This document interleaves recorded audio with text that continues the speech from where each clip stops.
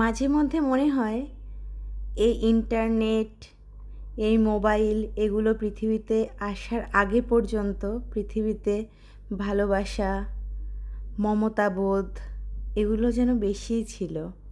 এখন এগুলো একদম বিলুপ্ত বলতে গেলেই চলে। শুধু নিজের পরিবারটুকু ছাড়া এখন এই মমত্ববোধ, এই মিল, এই ভালোবাসা আর দেখা যায় না। আগে যখন মোবাইল ছিল না, মানে ইন্টারনেট ছিল না, দেখবেন কারোর বাড়িতে ল্যান্ড ফোন থাকতো। আমি আমাদের গ্রামের কথাই বলি, খুব কম সংখ্যক বাড়িতে ল্যান্ড ফোন ছিল এবং সেই বাড়িতে না তাদের অন্যদের রিলেটিভরা ফোন করতো। সেখানে সবাই ফোন ধরতে যেত, কে কেমন আছে জিজ্ঞেস করতো। আর এখন ফোন থেকেও মানে সবার হাতে ফোন, তাও কেউ কাউকে ফোন করে না যে কেমন আছো, কী ব্যাপার, কী বৃত্তান্ত। আগে লোকের বাড়িতে ফোন করে খোঁজ নিত। তারপর চিঠি, মানে চিঠি লেখাটা যে কী একটা ভালো একটা ব্যাপার ছিল।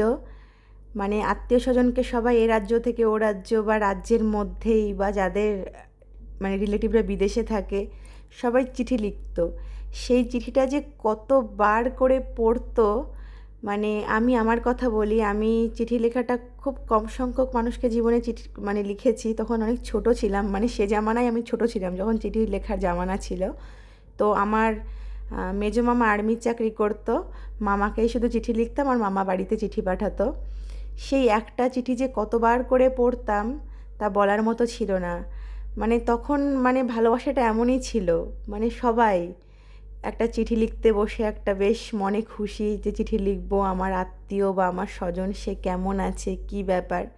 আর এখন বিশ্বাস করো, এখন হাতে ফোন থাকা সত্ত্বেও কেউ কারোর খোঁজ নেয় না। আগে না আমাদের রিলেটিভরা দেখতাম কোনো খোঁজ খবর না, ফোন টোন না করেই চলে আসতো বাড়িতে। তারপরেও তাদের কত আপ্যায়ন করতো আমার মা, যে হঠাৎ আত্মীয় আসলেও রান্না বান্না করা, তাদেরকে খেতে দেওয়া, কয়েকদিন করে তারা থাকতো, তাদেরকে ভালো ভালো সব যত্ন করা। কিন্তু এখন কেউ কারোর বাড়িতে যায়ও না, গেলেও হয়তো খুব কম সময়ের জন্য। আস্তে আস্তে না এই প্রযুক্তি উন্নত হয়ে মানুষের মধ্যে এই মমত্ববোধ, এই ভালোবাসা সব কিন্তু কমে গেছে। প্রযুক্তি উন্নত হয়ে মানুষের মধ্যে মিল, মানুষের মধ্যে আগের মতো সম্পর্ক সব কমে গেছে।